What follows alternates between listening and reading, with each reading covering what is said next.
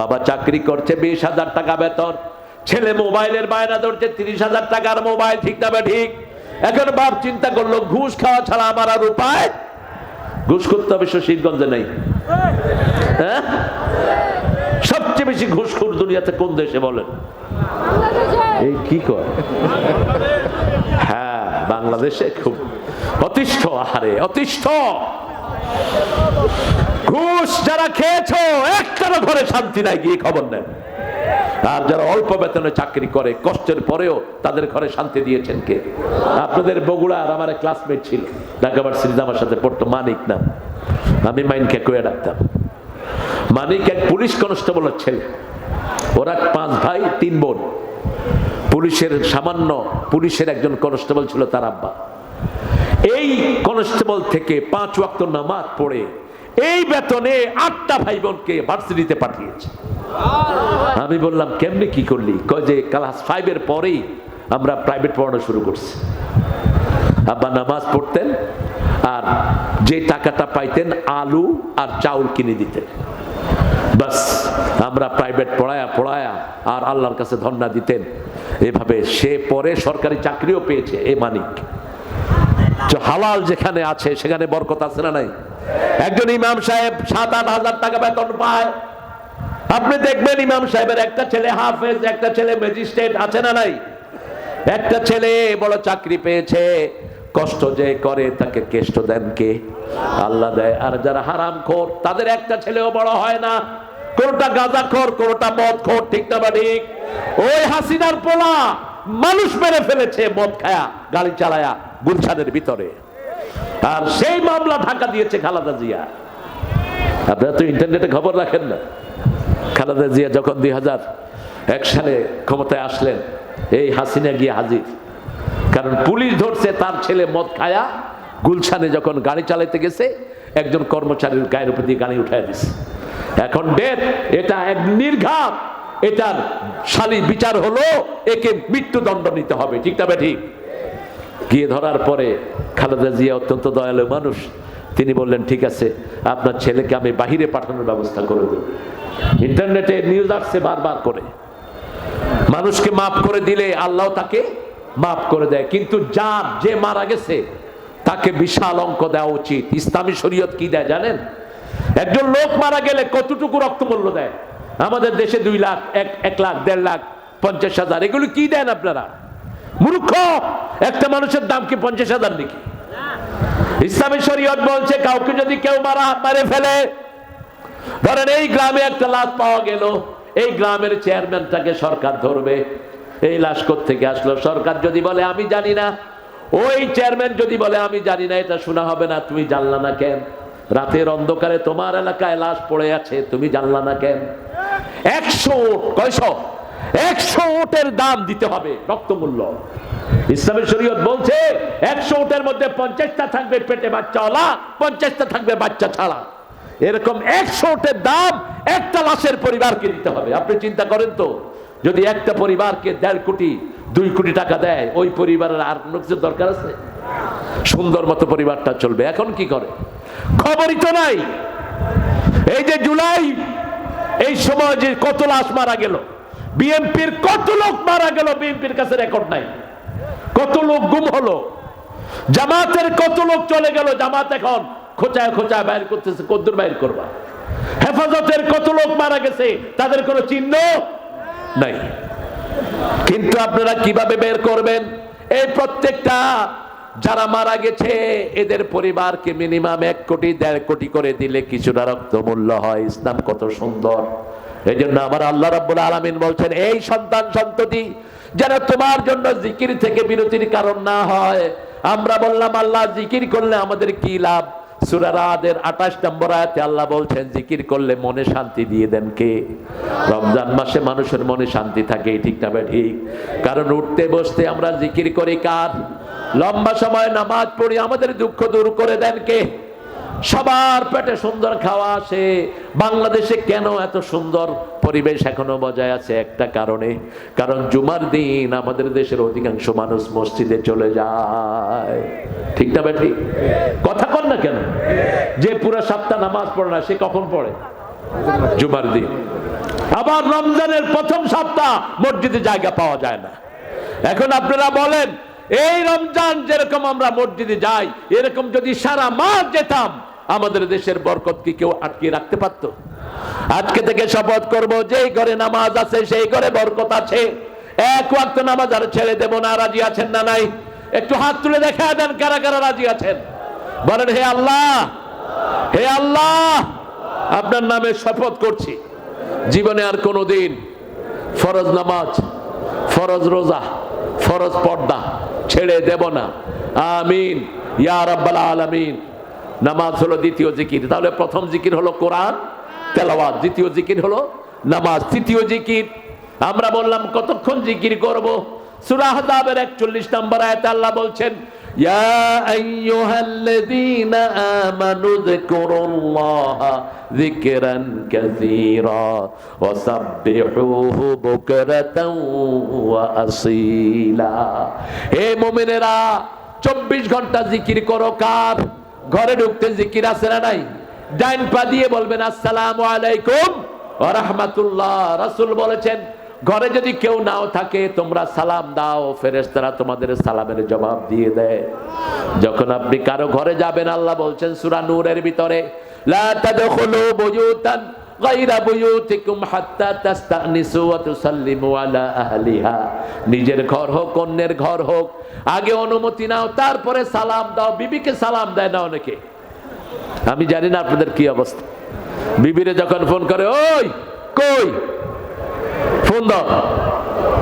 আমার লগে এক হুজুর, গাড়িতে আসতেছিলাম আমরা, হুজুর রাত্রে 2:30টায় ঘরে ফোন করছে।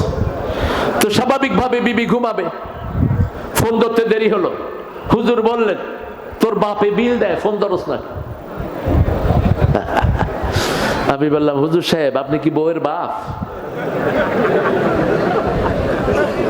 তোর মতো মূর্খের ওয়াজ শুনবে কে? রাসূল বলছেন, যে বিবিদের কাছে ভালো সে আল্লাহর কাছে ভালো। খেয়ারুকুম খেয়ারুকুম ইলা নিসাইকুম। তোমাদের মধ্যে সবচেয়ে ভালো হইলো যে তার বউয়ের কাছে ভালো, সে আল্লাহর কাছেও ভালো। কারণ আপনি কোথায় গিয়ে কি করেন সব রেকর্ড কার কাছে? বউয়ের কাছে আছে। বউ দেখলেই বুঝে স্বামী কোথায়।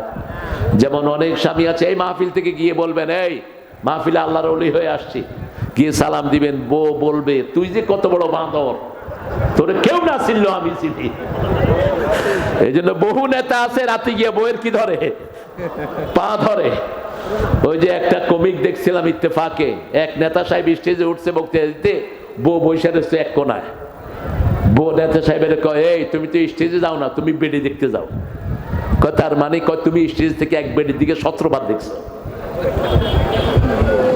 তো যেখানে পর্দা নাই সেখানে সন্দেহ আছে না নাই? দেখেন এখানে পর্দার ব্যবস্থা আছে না নাই? আমার মায়েরা আছে এক জায়গায়, আমরা আছি এক জায়গায়। মায়েরা যখন আলাদা পর্দায় থাকে, মায়েরাও হেফাজতে থাকে, ছেলেরাও। মোম আর আগুন যদি একসাথে থাকে, মোম তো গলবেই, ঠিক না বা ঠিক? এজন্য পর্দার ব্যবস্থা করে দিয়েছেন কে? আমার আল্লাহ রাব্বুল আলামিন বলেছেন, মেয়েরা তোমাদের সৌন্দর্য তোমরা প্রকাশিত করো না। তোমার সৌন্দর্য যদি চুল হয় ঢেকে রাখো, তোমার সৌন্দর্য যদি পায়ের পাতা হয় ঢেকে রাখো। মেয়েদের মাথা থেকে পায়ের তালু পর্যন্ত হলো সতর। সবটা কি? ওদের গলাও সতর। এই জন্য ক্লাস 5 এর মেয়েকে, 5 বছরের মেয়েকে কারো কাছে, কোনো ছেলের কাছে প্রাইভেট পড়াবেন না। বহু প্রতিষ্ঠান মেয়েদের শ্লীলতাহানির কাজে ব্যস্ত, বেধড়ক পিটায়। আজকে দেখলাম এক স্কুলের টিচার একটা মেয়ের মাথাকে ধুয়া মারতেছে ওয়ালের উপর। কোথায় সমস্ত চালাল টিচার গুলো? ঠাকুরগাঁয়ের এক মহিলা এনজিও টিচার কামড়িয়ে এক ছেলের হাতের গোস্ত উঠে নিয়ে গেছে। কি বর্বর! এরপরে এমন পিটান পিটায় ছোট বাচ্চাদেরকে, বাচ্চারা অজ্ঞান হয়ে যায়। আপনাদের এখানে শিবগঞ্জে নাই? আমি বলবো, আমার পাশে আছে বড় দলের, বাংলাদেশের সবচেয়ে বড় দলের এখানে প্রতিনিধি। প্রতিষ্ঠানগুলোতে খবর নিবেন, মসজিদগুলোতে, ফরকানিয়া মাদ্রাসায় খবর নিবেন। প্রাইমারি স্কুলে যদি কোনো টিচার এরকম বাচ্চা পিটায়, ওরে পিটায়া জেলখানায় ঢুকায় দাও। যখন কোনো বাচ্চাকে মারা হয়, বাচ্চার গুণগুলো লোপ পেয়ে যায়। আপনারা জানেন আমেরিকাতে এখন সবচেয়ে বড় অঙ্কের যে ছাত্র, ওটা হলো বাংলাদেশি একটা ছোট্ট ছেলে, মাত্র 9 থেকে 10 বছর বয়স তার, অঙ্কে সারা আমেরিকাতে ফার্স্ট। বাংলাদেশের ছেলেদের মতো ট্যালেন্ট ছেলে দুনিয়াতে খুব কম পাওয়া যায়, ঠিক না ঠিক? আমাদের দেশে সবচেয়ে জ্ঞানী পোলাপান লুকিয়ে আছে, কিন্তু প্রতিষ্ঠানে যখন পিটায় তখন এই গুণগুলো কি হয়ে যায়। আমি আমার 2 বাচ্চাকে হাফেজ বানাতে 3 বাচ্চাকে 13টা প্রতিষ্ঠান আমি চেঞ্জ করেছি, 13টা, তারপরেও মারামারি বন্ধ হয়নি। কয় হুজুর মারি না, আল্লাহ কসম মারি না। সিসিটিভি খুলে দেখি যে হায় রে পিটা, এমন পিটান পিটাচ্ছে, পিটাচ্ছে কে? কয় কে পিটাচ্ছে দেখি। ওই ছাগল, তোর চেহারা না দেখা যায়, তুই দেখোস না কে পিটাচ্ছে, তুই পিটালি কেন এই ছেলেকে? কারণ কি জানেন? এদের কোনো টিচার ট্রেনিং নেই, কোনো টিচার ট্রেনিং নাই। রাসূল আনাস রাদিয়াল্লাহু আনহু কে বলছেন, আনাস আমার জন্য এই জিনিসটা নিয়ে আস। ছোট্ট মানুষ বাহিরে গেলেই খেলার তালে পড়ে যায়। আনাস রাদিয়াল্লাহু আনহু মাঠে খেলা শুরু করলেন। আধা ঘন্টা পরে রাসূল বেরিয়ে দেখে আনাস খেলছে। আমরা হলে তো বলতাম ওই আনাইচ্ছা, ঠিক না ঠিক? কিছুই বলেন নাই রাসূল, মাঠের কোনায় দাঁড়ানো। আনাস রাদিয়াল্লাহু আনহু দেখে বলছেন, আহারে আমাকে কত আগে একটা জিনিস নিয়ে যেতে বলেছে, আমি ভুলে গেলাম। আস্তে করে রাসূলের পেটের কাছে এসে দাঁড়ালেন আনাস রাদিয়াল্লাহু আনহু, মাথায় হাত বুলিয়ে বলছে, আনাস তোমাকে যে এই কাজের কথা বলেছি সেটা আমি নিজেই করে নিয়েছি, তুমি তোমার খেলা শেষ করো। আনাস বলছেন, রাসূলের ওই মুচকি হাসির শাসন আমি জীবনে ভুলে যাই নাই। এই আনাসের জন্য দোয়া করেছেন রাহমাতাল লিল আলামিন, আনাসের সম্পদের জন্য, ছেলের জন্য দোয়া করেছেন। একটা গ্রাম ভরা ছিল, ওনার নাতি পুতি দিয়ে এক পরিবার ভরা ছিল। আনাস রাদিয়াল্লাহু আনহু দোয়া পেয়েছেন, দোয়া পেয়েছেন অসংখ্য সাহাবী রাহমাতাল লিল আলামিনের। রাসূল প্রায় সময় হাসান হুসাইনকে কোলে নিয়ে দোয়া করতেন, হাসানকে ঘাড়ে নিতেন, হুসাইনকে কোলে নিতেন। আবার যখন তিনি নামাজে যেতেন, এক নাতি ঘাড়ে আর এক নাতি পিছন থেকে হাট হাট করে ডাকতো। রাসূল সাল্লাল্লাহু আলাইহি ওয়াসাল্লাম কখনো সিজদা থেকে মাথা উঠানোর চেষ্টা করতেন না। রাসূল আসরের নামাজ পড়ছেন মসজিদে নববী, ঘরের থেকে ছুটে এসে হুসাইন মাথার উপর বসে আছে, রাসূল লম্বা করে দিলেন সিজদা। সাহাবায়ে কেরাম জিজ্ঞেস করলেন, ইয়া রাসূলুল্লাহ এত লম্বা সিজদা তো আপনি আসরে দেন না, ওহী আসলো নাকি, অসুস্থ হলেন নাকি? রাসূল সাল্লাল্লাহু আলাইহি ওয়াসাল্লাম বললেন, না, আমার নাতি আমার ঘাড়ে বসা ছিল, তাকে কষ্ট দিতে চাইনি, সিজদা লম্বা করে দিয়েছি। আর সূরা নজমের ভিতরে আল্লাহ বলছেন, ওয়া মা ইয়ানতিকু আনিল হাওয়া ইন হুয়া ইল্লা ওয়াহয়ুন ইউহা। আমি আমার মন থেকে কোনো কথা বলি না। রাসূল যা কথা বলেন কার কথা? আল্লাহর কথা। আল্লাহ ওহী করলে তিনি কথা বলেন। সেজন্য আমার আল্লাহ বলছেন, যদি অন্তরটা ঠান্ডা রাখতে চাও, ছেলে মেয়েদেরকে নিয়ে আল্লাহর জিকির করো, ছেলেকে নামাজে ঢুকাও। ছেলে নামাজ না পড়লে বাপ মা খবর নেয় না, মেয়ে খবর নেয় না, মেয়ের খবর মা নেয় না। প্রাইভেটে না গেলে মা রাগ করে, ছেলে যদি প্রাইভেটে না যায় মা রাগ করে। কিন্তু মৃত্যুর পরে প্রথম হিসাব হবে কিসের? জোরে বলেন, নামাজের। প্রাইভেটের তো হিসাব হবে না। আমার আল্লাহ বলছেন নামাজকে জিকির করেছি এই জন্য। সূরা আনকাবুতের ভিতরে আল্লাহ বলছেন, ওয়াতলু মা উহিয়া ইলাইক আকিমিস সালাত ইন্নাস সালাতা তানহা আনিল ফাহশাই ওয়াল মুনকার ওয়া লাযিকরুল্লাহি আকবার আল্লাহু ইয়ালামু মা তাসনাউন। আল্লাহ রাব্বুল আলামিন বলছেন, ওয়াতলু মা উহিয়া ইলাইক, যা তোমার কাছে ওহী করেছি এটা তেলাওয়াত করো, সকাল সন্ধ্যা তেলাওয়াত করো। শুধু সূরা ফাতিহা পড়েন, একবার পড়লে অর্ধেক কোরআনের সওয়াব, 2 বার পড়লে পুরো কোরআনের সওয়াব। সবচেয়ে দামি সূরাটা আপনাদের মধ্যে আছে, 3 বার সূরা ইখলাস পড়লে 10 করে 30 পারা সওয়াব, ঠিক না ঠিক? আবার 10 বার যদি কেউ সূরা ইখলাস পড়ে, আল্লাহ তার জন্য জান্নাতে প্রাসাদ বানায়া দেয়। অতলু মা উহিয়া ইলাইক আকিমিস সালাত, নামাজ কায়েম করো, ইন্নাস সালাতা তানহা আনিল ফাহশাই ওয়াল মুনকার, সব খারাপি থেকে সব মানুষকে নামাজ ফিরায়। কে ফিরায়? আপনি আপনার ছেলেকে নিয়ে নামাজ পড়েন, আপনি দেখবেন ওই যে ছেলে কম্পিউটার টিপছে, দীর্ঘ সময় স্ক্রিনে বসা ছিল। আজকাল ডাক্তাররা বলছে যখন কেউ সেজদা দেয় তার এখানে পজিটিভ নার্ভগুলো তার কপালের সামনে থাকে, সেজদা দিলেই তার এই নার্ভগুলোতে যত ক্ষতি হয়েছে সব ক্ষতি আল্লাহ মেকআপ করে দেয়। এই জন্য যখন কেউ লম্বা সেজদা দেয় তার কোনো রোগ শরীরে থাকে না। রাসূল সাল্লাল্লাহু আলাইহি ওয়াসাল্লাম যখনই কষ্ট পেতেন বলতেন, আযজিন ইয়া বেলাল রাহনি বিসসালাত, হে বেলাল আযান দাও, নামাজ দিয়ে আমার কলিজাটাকে ঠান্ডা করে দাও। আজকে থেকে আমরা আমাদের ঘরে নামাজ কায়েম করব, আমাদের ঘরে পর্দা পশিদার ব্যবস্থা করব। রাসূল সাল্লাল্লাহু আলাইহি ওয়াসাল্লামকে জিজ্ঞেস করা হলো দেবর ভাসুর কি? রাসূল সাল্লাল্লাহু আলাইহি ওয়াসাল্লাম বললেন, আল হুমা হুয়াল মাউত। দেবর ভাসুর হলো মৃত্যু সমতুল্য। ঘরের ভিতরে যদি পর্দা না থাকে যে কোনো সময় একটা নারীর ইজ্জত হরণ হয়ে যেতে পারে, ঠিক না বেঠিক? বাইরে থেকে একটা লোক এসে হঠাৎ করে কোনো মেয়ের ইজ্জত নিবে, এটা স্বাভাবিক নয়। কিন্তু ঘরে যদি পর্দা না থাকে যে কোনো সময় বিপদ ঘটার সম্ভাবনা আছে না নাই? ঘরে পর্দা করেন, ঘরে পর্দা করেন, রহমত ফিরে আসবে। আপনার বাচ্চাদেরকে নামাজ পড়ান, আপনি বাচ্চাদেরকে নিয়ে ঘরে সুন্নত পড়েন, নফল পড়েন, ফরজগুলো ঘরে পড়েন ছেলেদেরকে নিয়ে, আর মা মেয়েদেরকে নিয়ে ঘরে পড়বে। আজকে থেকে আমরা এই কষ্টটা করব, রাজি আছি তো? কষ্ট হচ্ছে আপনাদের? আমরা জিকির করব কার? এবার আল্লাহ বলছেন, কেন তোমরা আমার জিকির করবা? শুনে নাও কেন জিকির করবা। যদি আমার জিকির থেকে মুখ ফিরিয়ে রাখো, নাহশুরুহুম ইয়াউমাল কিয়ামাতি আ'মা, কিয়ামতের ময়দানে তোমাদেরকে অন্ধ করব। আল্লাহ বললেন, রাব্বিল মাহশারতানি আ'মা ক্বাদ কুনতু বাসীরা, হে রব আমার কত সুন্দর চোখ ছিল, কত সুন্দর আমি দেখতাম, এখন কেন আমি অন্ধ? আল্লাহ রাব্বুল আলামিন বললেন, কাযালিকা আতাতকা আয়াতুনা ফানাসিতাহা ওয়া কাযালিকাল ইয়াউমা তুসা। 6666টি আয়াত দিলাম, ভুলেছিলা। যেমনি আমার আয়াত দুনিয়াতে ভুলেছিলা, আজকে আমিও তোমাকে ভুলে গেলাম। আমরা আল্লাহকে ভুলবো না। যখনই ভুলে যাই, মনে হলেই যখন জিকির করব, ভুলা সময়টা জিকিরের মধ্যে লিখে দিবেন কে? সূরা কাহফের ভিতরে আল্লাহ বলছেন, উযকুরুল্লাহ ইযা নাসিত, যখনই ভুলে যাও মনে আসতে পড়ো লা ইলাহা ইল্লাল্লাহু মুহাম্মাদুর রাসূলুল্লাহ সাল্লাল্লাহু।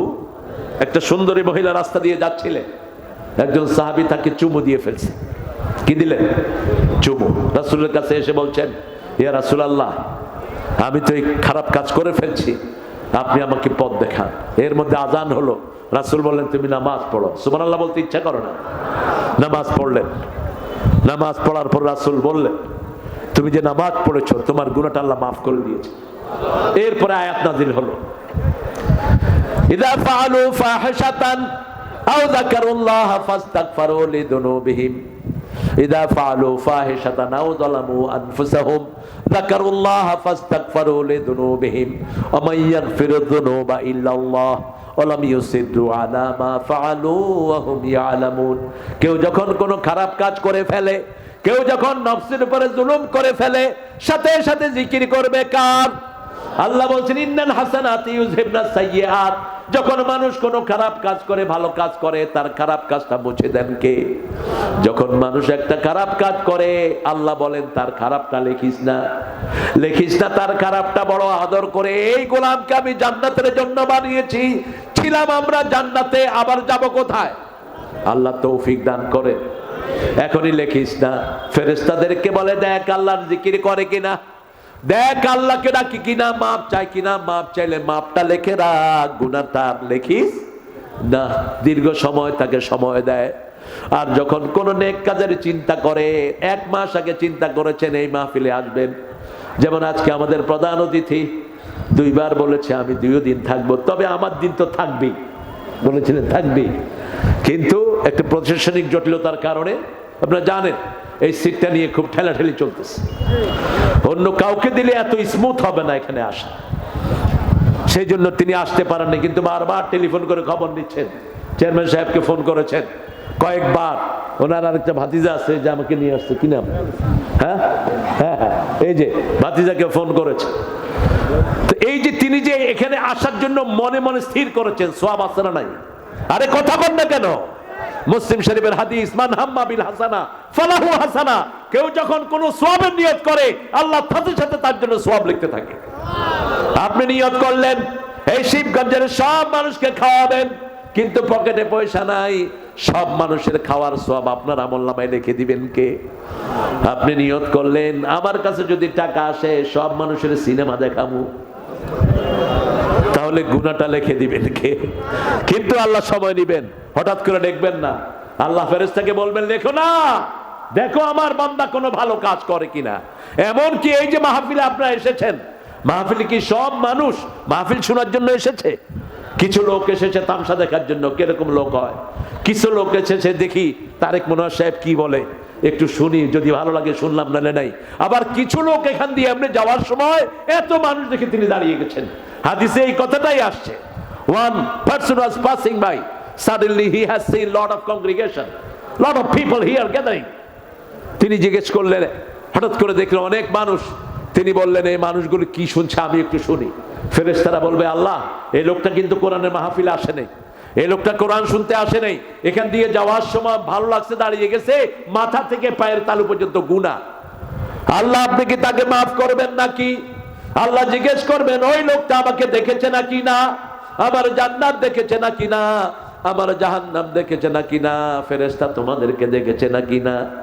না দেখেই ভালো লেগে এরকম দাঁড়িয়েছে, তোমরা সাক্ষী থেকে যাও, ওর জীবনের গুনাহ আমি আল্লাহ মাফ করে দিলাম। এজন্য মানুষকে ভালোবাসলে আপনাকে ভালোবাসবেন কে? জিকির আছে যেখানে রহমত আছে। 24 ঘন্টা জিকির শিখিয়েছেন রাহমাতাল লিল আলামিন। প্রত্যেক জিকিরে আমাদের মর্যাদা বাড়িয়ে দেন কে? প্রত্যেক জিকিরে আল্লাহ বলছেন যে জিকির করে আমি আল্লাহ নিজে তার সাথে থাকি। মান যাকারানি শাকারানি ওয়া মান নাসিয়ানি কাফারানি। যে আমার জিকির করে সে আমার শুকরিয়া আদায় করে, আর যে আমাকে ভুলে থাকে সেই আমার সাথে কুফরি করে। আজকে থেকে 5 ওয়াক্ত নামাজ আর ছাড়বো না, বিবির সাথে ভালো ব্যবহার ছাড়বো, পিতামাতার সাথে ভালো ব্যবহার ছাড়বো না। এগুলো সব জিকির, এগুলো সব কি? আপনি জমির আইল ফেলেন নাই, জমির চাষ করতেছেন, মুখে জিকির নাই, জমির আইলটা ঠিক রাখলে আপনার আমলনামায় জিকির লিখে দিবেন কে? আর আপনি জমির আইল ভাঙলেন, কইতেছেন সুবহানাল্লাহ সুবহানাল্লাহ, আপনার আমলে উঠবে গজবুল্লাহ গজবুল্লাহ, তোর উপরে আল্লাহ লানত। আপনি অফিসে বসে ঘুষ খাওয়ার তাল করতেছেন আর বিরাট তসবিহ দ্বারা সট সট সট, এরকম আছে না বন্ড? কথা কন না কেন? আপনার আমলনামায় কি উঠবে? গজবুল্লাহ গজবুল্লাহ গজবুল্লাহ। রাসূল বলেন মান গায়্যারা মানারাল আরব, যে মানুষের জমিনের সীমানা চেঞ্জ করে 24 ঘন্টা তার উপর আল্লাহ লানত পড়ে। যেই মেয়েটা চোখের ভুরু ছাছে 24 ঘন্টা তার উপর আল্লাহ লানত পড়ে। যেই মেয়েটা মাথা খোপা বড় করে বেঁধে হাঁটে ওই মেয়েটার উপর লানত। যেই মেয়েটা উঁচা জুতা পরে জুতার নিচে কঙ্কন বেঁধে হাঁটে, লানত তার জন্য। শালীন ভাবে চলবো, আপনার সৌন্দর্য শুধু আপনার স্বামী দেখবে, ঠিক না বে ঠিক? উলঙ্গ অশ্লীল বিভিন্ন রকমের নোংরা ড্রেস আমরা মেয়েদেরকে কিনে দেব না, কিনে দিলে ওই গুনাহটা আমাদের হবে। 24 ঘন্টা জিকির করতে হবে কার? আল্লাহ রাব্বুল আলামিন বলছেন কোথায় বেশি জিকির হয় শুনো, সূরা তাহার 14 নম্বর আয়াত, ইন্নানি আনাল্লাহু লা ইলাহা ইল্লা আনা ফা'বুদনি ওয়া আকিমিস সালাত। বার শুরু করি আলহামদুলিল্লাহি রাব্বিল আলামিন। 24 ঘন্টা নামাজ পড়ি। নামাজ হলো আমরা যদি এই যে এশার নামাজ পড়লাম, রাসূল বলছেন যারা এশা জামাতে পড়ে যখন শুইবে রাতের অর্ধেক পর্যন্ত, ওই দাঁড়িয়ে নামাজ পড়ার সওয়াব তার আমলনামায় লেখা হয়ে যাবে। ফজর যখন আবার জামাতে পড়বে সারা রাত তার আমলনামায় নামাজ লিখে দিবেন কে? আবার ফজর পড়ছেন, জোহরে যখন নামাজ যাবেন ফজর থেকে জোহর পর্যন্ত নামাজ লিখে দিবেন কে? 24 ঘন্টা আমাদের নামাজের ভিতরে শামিল হয়ে যায়। আর নামাজে সবচেয়ে বেশি স্মরণ করি কাকে? রাসূল দৈনিক 53 রাকাত নফল শুধু পড়তেন। কত রাকাত? 53। আপনি কয় রাকাত পড়েন? রমজানে 20 রাকাত না 8 রাকাত? এটা নিয়ে ঠেলাঠেলি। এক গ্রুপে কয় 8 টাকাতে বেশি পড়তেই পারবি না, আরেক গ্রুপে কয় আমি 20 টাকাত পড়বো, তোমার সমস্যা কি? রাসূল নরমালি 53 রাকাত পড়তেন। হিসাব নেন, তাহাজ্জুদ 8 টাকাত ওনার উপর ফরজ ছিল। তাহাজ্জুদ 8, বিতের পড়তেন 3 রাকাত। বিতের কখনো কখনো 5 রাকাত, 7 রাকাত, 9 রাকাত, 11 রাকাত পর্যন্ত বিতের পড়তেন। কিন্তু আমরা ধরলাম 3 রাকাত। 8 আর 3 কত? কথা কন না কেন? 12 রাকাত সুন্নত আমরা পড়ি। ফজরে 2 রাকাত, জোহরে 6 রাকাত, মাগরিবে 2 রাকাত, এশায় 2 রাকাত। রাসূল বলছেন এই 12 রাকাত সুন্নত যে পড়বে সে আমার সাথে জান্নাতি হয়ে যাবে। এরপরে রাসূল বলছেন আসরের 4 রাকাত সুন্নত যে পড়বে তাকে কখনো জাহান্নাম স্পর্শ করবে না। তার মানে রাসূল পড়তেন 16 রাকাত, 11 আর 16 কত? 27। এশাকের নামাজ পড়তেন 4 রাকাত, সালাতুদ দুহা পড়তেন 4 রাকাত, 27 আর 8 কত? আরে কথা কয় না, 35। এরপরে সালাতুল আওয়াবিন পড়তেন 6 রাকাত, কত রাকাত হলো? সালাতুল হাজাত পড়তেন 4 রাকাত, সালাতুল ইস্তিখারা পড়তেন 4 রাকাত, তাহিয়াতুল ওযু পড়তেন 2 রাকাত, তাহিয়াতুল ওযু মসজিদ পড়তেন 2 রাকাত, কত? এই 53 ধরেন। এরপরে হলো বৃষ্টির নামাজ, এরপরে হলো সূর্যগ্রহণের নামাজ, এরপরে যখনই খারাপ লাগতো তখন কোথায় দাঁড়াতেন? নামাজে দাঁড়াতেন। আর আমরাও স্থির হয়ে যাই। এই 53 রাকাত রেগুলার পড়ার পরে ফরজ পড়তেন 17 রাকাত, ফজরের 2 রাকাত, জোহরের 4 রাকাত, কয় রাকাত হলো? আসরের 4 রাকাত, কত হলো? 10। মাগরিবের 3 রাকাত, এশার 4 রাকাত, কত হলো? 17 রাকাত। কারণ সালাত আছে যেখানে ভালোবাসা সেখানে একটা দোয়া আল্লাহ শিখিয়েছেন সূরা ফুরকানের 74 নম্বর আয়াত, তোমরা তোমার বিবির জন্য দোয়া করো, কেউ যদি কারোর জন্য দোয়া করে তার গায়ে কখনো হাত তুলবে না, কেউ যদি কারোর জন্য দোয়া করে তার সাথে কখনো দুর্ব্যবহার করবে না। ঠিক না ঠিক? যে হুজুর বিবির সাথে দুর্ব্যবহার করেছে একে আইনের আওতায় নিয়ে আসা উচিত। কেন তোর বিবি তোর বিরুদ্ধে কমপ্লেইন দিবে? ওয়াই? একজন মহিলা সাহাবী রাদিয়াল্লাহু আনহা রাসূলের কাছে এসে বললেন, ইয়া রাসূলুল্লাহ, আমার স্বামী আমাকে খুব নির্যাতন করে। রাসূল সাল্লাল্লাহু আলাইহি ওয়াসাল্লাম বললেন, তুমি রাতের বেলায় কোথাও থাকো, সকালবেলা আমি তোমার এটা দেখব। সকালে তিনি যখন রাসূলের কাছে আসলেন তিনি বললেন, ইয়া রাসূলুল্লাহ, বিয়ের পরে এই রাতটাই আমি সবচেয়ে সুখে ছিলাম। রাসূল আর তার জামাইকে ডাকারও প্রয়োজন মনে করলেন না, সাহাবীদেরকে পাঠিয়ে দিলেন, যাও ওকে বলো তার বিবি তালাক, বিবির সব খরচপত্র পাঠিয়ে দিতে বলো।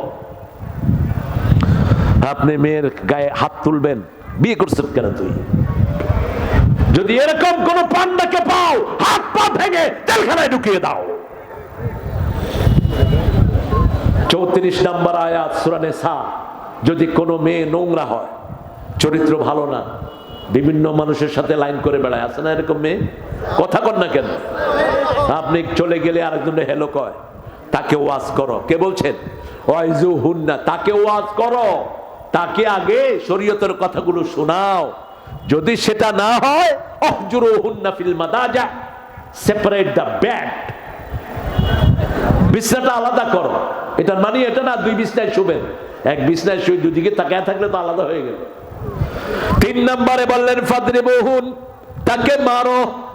রাসূল বললেন অঙ্গহানি করতে পারবা না, শরীরে দাগ লাগাতে পারবা না, মারবেন কেমনে? কোন নবী কোন গালিও কোন বিবিকে দেন নেই। 2 নবীর বিবি ছিল কাফেরা। সূরা তাহরিম, দারাবাল্লাহু মাসালান লিল্লাযীনা কাফারু ইমরাআতা নূহ ওয়া ইমরাআতা লূত। নূহ এবং লূত আলাইহিস সালামের স্ত্রী ছিল কাফেরা, কোনদিন কটু কথা বলেন নাই। ও দারাবাল্লাহু মাসালান লিল্লাযীনা আমানু ইমরাআতা ফিরাউন। ফিরাউনের বিবি ছিলেন মুমিনা। কি ছিলেন? মুমিনা, যার বিয়ে হবে রাসূলের সাথে। সুবহানাল্লাহ বলতে ইচ্ছে করে না? যত নেককার মেয়েরা স্বামী পাবে না, ওই নেককার বিবিদের প্রথম চয়েস হবে রাহমাতাল লিল আলামিন। মা মরিয়মের বিয়ে হবে কার সাথে? মুহাম্মদ রাসূলুল্লাহ। কারণ রাসূলের চেয়ে শ্রেষ্ঠ আর কেউ হতে পারে? মরিয়মও ছিলেন শ্রেষ্ঠ। মরিয়মের মতো চরিত্র কিয়ামত পর্যন্ত কোনো মেয়ের হবে না। আল্লাযী আহসানাত ফারজাহা, আল্লাহ বলছেন এর মতো চরিত্র, এর মতো পবিত্র আর কোনো মেয়ে হতে পারে না। একজন নবীর পরিচয় দিচ্ছেন, ঈসা ইবনে মারইয়াম, ঈসা ইবনে মারইয়াম। কোন নবীর বাপের কথা এইভাবে অমুকের ছেলে অমুক আসে নেই। শুধু আল্লাহ রাব্বুল আলামিন আজরের নাম ধরেছেন। ইয ক্বালা ইব্রাহিম লিআবিহি আযার আতাত্তাখিযু আসনামান আলিহা ইন্নী আরাকা ওয়া কওমাকা ফী দালালিন মুবিন, সূরা আনাম ৭৪। আল্লাহ বলছেন ইব্রাহিম যখন তার আব্বা আজরকে বলল, হে আব্বা আপনি কেন মূর্তির পূজা করেন, আমি আপনাকে এবং কওমকে গোমরা দেখছি। ইব্রাহিম আলাইহিস সালামকে এইভাবে আকাশ জমিনের সব জ্ঞান দান করেছেন কে? আল্লাহ দান করেছেন। ছেলে আর পিতার কথোপকথন কিভাবে হবে ইব্রাহিম আলাইহিস সালাম থেকে শিখবেন। কোন পিতার সাথে চোখ রাঙিয়ে জোরে আওয়াজে কথা বলা হারাম। কথা বলা কি হারাম। কোন মায়ের সাথে জোরে আওয়াজে কথা বলা হারাম। নরম কথা বলবেন, আস্তে কথা বলবেন, ঝিড়কি দিয়ে কথা বলবেন না, উফ মনে জাগে এরকম শব্দ উচ্চারণ করবেন না। রহমতের ডানা বিছিয়ে দিবেন, এরপরে দোয়া করবেন রাব্বির হামহুমা কামা রাব্বায়ানি সগীরা। পড়েন রাব্বির হামহুমা কামা রাব্বায়ানি সগীরা। একটা সওয়াবের কাজ এখন করব। আমরা তো এতক্ষণই সওয়াবের ভিতরে আছি। হাফেজদের পাগড়ি দেওয়া হয়নি, হাফেজদেরকে ইনশাআল্লাহ এখন পাগড়ি দিব। কষ্ট হবে না তো আপনাদের? একটু পড়েন সুবহানাকা আল্লাহুম্মা ওয়া বিহামদিক আশহাদু আন লা ইলাহা ইল্লা আনতা আস্তাগফিরুকা ওয়া আতুবু ইলাইক। 12টার পরে